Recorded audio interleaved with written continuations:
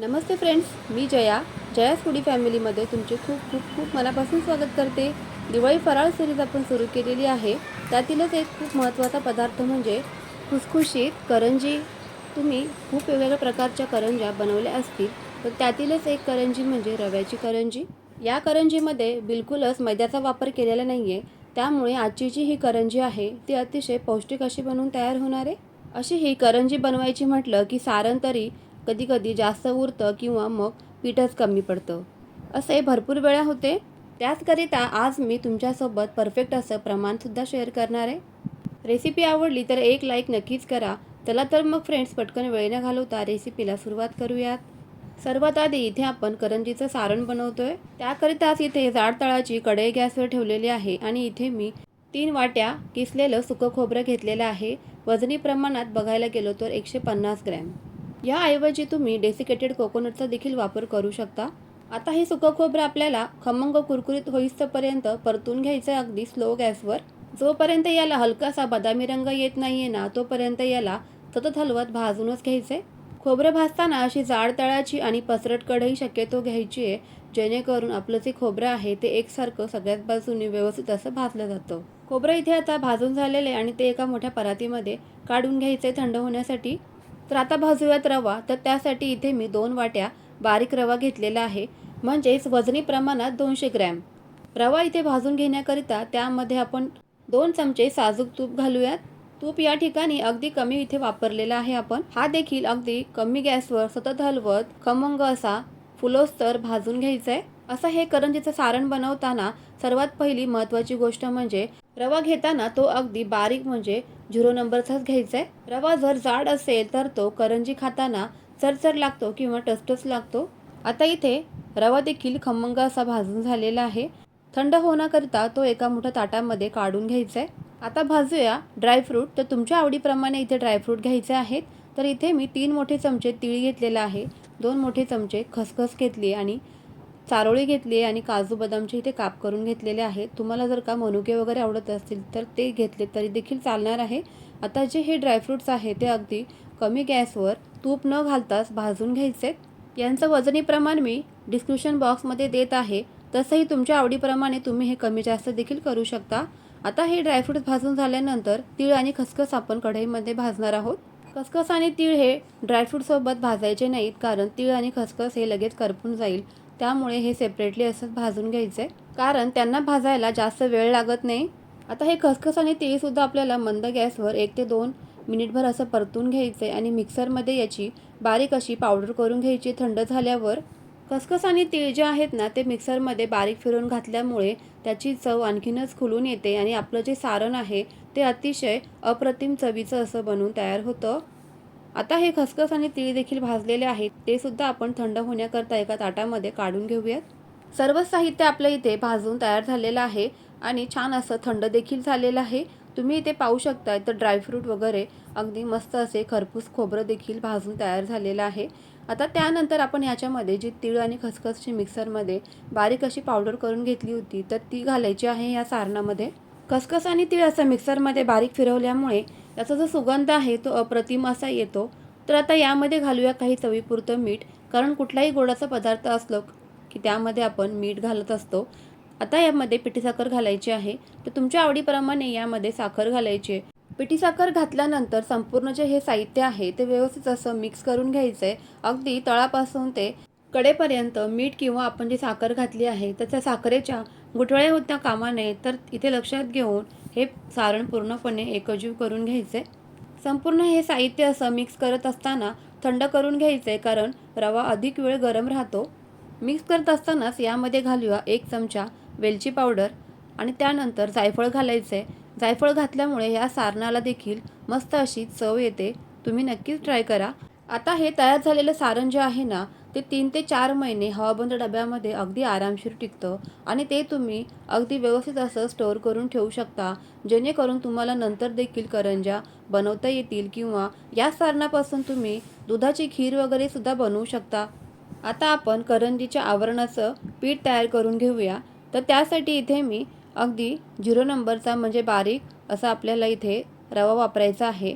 बरेच जण करंजीचं जे आवरण आहे ना, तर ते मैद्यापासून बनवतात. आज आपण इथे मैद्याचं आवरण न बनवता रव्यापासून बनवणार आहोत। पारंपरिक पद्धतीमध्ये अगदी जुन्या काळी हे जे आवरण आहे ना ते रव्यापासूनच बनवलं जायचं। त्यासाठी इथे मी 2 वाट्या म्हणजे 300 ग्रॅम आपल्याला बारीक रवा वापरायचा आहे। तर त्यासाठी इथे मी 2 चमचे बेसन पीठ घेतलेले आहे। बेसन पिठामुळे हे आवरण जास्तच खुसखुशीत बनतं। आता सोबतच घालूया चवीपुरतं मीठ आणि 1 चमचा साजूक तूप इथे घालायचे। तुम्ही तुपाऐवजी 1 ते 2 चमचे तेलही घालू शकता। आता हे तूप किंवा तेल जे घेतले आपण तर ते आपल्याला गरम किंवा अगदी कडकडीत गरम असं नाही करायचं आहे। अगदी नॉर्मल टेम्परेचरचंच आपल्याला इथे तूप किंवा तेल वापरायचं आहे। कारण ही जी करंजी बनवणार आहे आपण तर ती खुसखुशीत अशी बनवणार आहोत। त्यामुळे नॉर्मल टेम्परेचरचंच आपल्याला इथे तूप वापरायचं आहे। आता हे संपूर्ण साहित्य व्यवस्थित असं मिक्स करून घ्यायचं आहे। आपण जे तूप घातलेलं आहे ना तर ते रव्याला अगदी व्यवस्थित असं मिक्स झालं पाहिजे, लागलं गेलं पाहिजे। यामुळे आपलं आवरण जास्तच खुसखुशीत बनेल। ज्या दिवशी तुम्ही करंजी बनवणार आहात आणि सारण बनवायचं आहे तोपर्यंत हे असं पीठ भिजवून तुम्ही ठेवू शकता। म्हणजे सारण बनवेपर्यंत आपलं जे हे पीठ आहे ते मस्त असं भिजून देखील तयार होईल। पीठ भिजवताना अगदी थोडं इथे पाणी घालायचं आहे आणि थोडंसं पाणी घालून आपल्याला हे जे पीठ आहे ना ते खूप जास्त घट्टही नाही आणि खूप जास्त सैलही नाही, मध्यम असं इथे हे पीठ भिजवून घ्यायचं आहे। म्हणजेच हा जो डो आहे ना आपल्याला पिठाचा तो सेमी सॉफ्ट असा बनवून घ्यायचा आहे। पीठ मळताना इथे मी तुम्हाला पाण्याचा अंदाज अगदी परफेक्ट नाही सांगू शकत, कारण रव्याचं जे क्वांटिटी आहे किंवा जे क्वालिटी आहे तर त्याच्यावरती तुमचं इथे पाण्याचं प्रमाण ठरणार आहे। त्यामुळे इथे अगदी परफेक्ट पाण्याचं प्रमाण सांगता येणार नाही आहे, पण अगदी थोडंसं असं ॲड करत हे पीठ जे आहे ना ते आपल्याला भिजवून घ्यायचं आहे। तरी पण मला किती पाणी लागलं ते इथे मी सांगते। तर 2 वाट्या इथे मी बारीक रवा घेतला होता, तर त्यासाठी इथे मला 1 ग्लास बरोबर पाणी मळण्यासाठी लागलेलं आहे। मध्यम असं सेमी सॉफ्ट आपलं इथे पीठ भिजवून देखील तयार झालेलं आहे। आता हे पीठ आहे ना आपल्याला 15 ते 20 मिनिटं असंच बाजूला झाकून ठेवून द्यायचं आहे। झाकून ठेवावं शक्यतो, जेणेकरून हे जे पीठ आहे ते कोरडं वगैरे पडणार नाही। आता हे पीठ जे आहे ना ते 15 ते 20 मिनिटांनंतर मस्त असं भिजून तयार झालेलं आहे। रव्यामुळे जर का हे पीठ कडक झालं असेल तर पुन्हा पाणी घालून असं मऊसूत करून घ्यायचं आहे। आता यातील थोडंसं आपल्याला पीठ काढून घ्यायचं आहे। साधारण लिंबाच्या आकारा एवढा इथे आपल्याला गोळा घ्यायचा आहे। आता हा जो गोळा आहे ना तो हातांवर असा वळवून घ्यायचा आहे आणि असं त्याला गोलाकार देऊन घ्यायचा आहे। तर याची आपण छोटीशी अशी पुरी लाटून घेणार आहोत। हे लाटण्याकरता आपल्याला इथे कोरड्या पिठाची अजिबात गरज पडत नाही। तर बघा ही पुरी इथे आपल्याला एकदम पातळ लाटून घ्यायची आहे। जेवढी तुम्ही ही पारी पातळ लाटून घेताना तेवढीच तुमची करंजी अगदी तोंडात जाताच विरघळणारी अशी बनून तयार होते। पारी इथे आपली लाटून झालेली आहे। तर आता इथे मी साच्याची मदत घेणार आहे। आता जी पारी लाटून घेतली ना तर ती अशी साच्यांवर ठेवून घ्यायची व्यवस्थित। अशी ही करंजी बनवताना साच्यामध्ये बरोबर जी पारी आहे ना ती व्यवस्थित अशी ठेवून घ्यायची आहे। कडा वगैरे बाहेर राहणार नाहीत ना तर किंवा आतमध्ये राहणार नाहीत ना तर अशी काळजी घ्यायची आहे। आणि सारण भरताना असं एकाच बाजूला भरून घ्यायचं आहे। मी व्हिडिओमध्ये दाखवते अशाच पद्धतीने जे सारण आहे ना ते असं एका कडेला भरून घेतल्यानंतर आपल्याला याच्या कडेनी जे सारण गेलेलं आहे तर ते असं एका बाजूला करून घ्यायचं आहे, जेणेकरून आपली इथे करंजी जी बनवणार आहोत ना आपण ती फुटणार नाही आहे सारणमध्ये अडकून। आता यावरती आपल्याला इथे दूध लावायचे किंवा तुम्ही दूध नसेल तर पाण्याचा देखील वापर करू शकता। आता इथे मी कडेने पाणी लावून घेत आहे, जेणेकरून आपली जी करंजी आहे ना तर ती तेलात गेल्यावरती ती ओपन नाही होणार किंवा सुटणार नाही। आता आपण जी पारी लाटून घेतली होती तर त्याची जी दुसरी बाजू आहे ना तर ती अगदी अशी पुढच्या बाजूला दाबून घ्यायची आहे पाण्यासोबत किंवा मग दुधासोबत। असं केल्यामुळे आपली जी करंजी आहे ती तेलामध्ये गेल्यावर फुटत नाही आणि त्यातलं जे सारण आहे ना तर ते बाहेर येत नाही। तशाच पद्धतीने व्यवस्थित असं प्रेस करून घ्यायचं आहे, दाबून घ्यायचं आहे, जेणेकरून त्याच्या ज्या कडा आहेत त्या ओपन नाही होणार। आता जे हे पीठ बाहेर आलेलं आहे ना एक्स्ट्राचं तर ते काढून घ्यायचं आहे आणि अशा साच्यामध्ये जर का आपण करंज्या बनवल्या ना तर त्या अतिशय मस्त अशा रेखीव दिसायला देखील छान दिसतात आणि अगदी परफेक्ट अशा आपल्या करंज्या इथे एकसारख्या आकारामध्ये बनून देखील तयार होतात। पण तुमच्याकडे जर का साचा वगैरे नसेल ना तर तुम्ही इथे बिना साच्याच्या सुद्धा करंज्या बनवू शकता। तर त्याची रेसिपीसुद्धा आपल्या चॅनलवरती मी मागच्या वर्षी अपलोड केलेली आहे, तर नक्की जाऊन बघा। त्या सर्वच व्हिडिओची लिंक मी डिस्क्रिप्शन बॉक्समध्ये देतच आहे। तर बघा मस्त अशी सुबक आणि गुबगुबीत सारण भरलेली आपली करंजी इथे बनवून तयार झालेली आहे। अतिशय हळूवार पद्धतीने ती साच्यामधून काढून घ्यायची आणि एका ताटामध्ये ठेवून द्यायची। करंजी बनवत असताना सर्वात महत्त्वाचं म्हणजे अगदी हलक्याशा ओलसर कापडाने आपल्याला ह्या करंज्या झाकून ठेवायच्या आहेत, म्हणजे त्याचं वरचं आवरण जे आहे ना ते सुकणार नाही. सेम पद्धतीने इथे मी सर्वच करंज्या बनवून घेतलेल्या आहेत.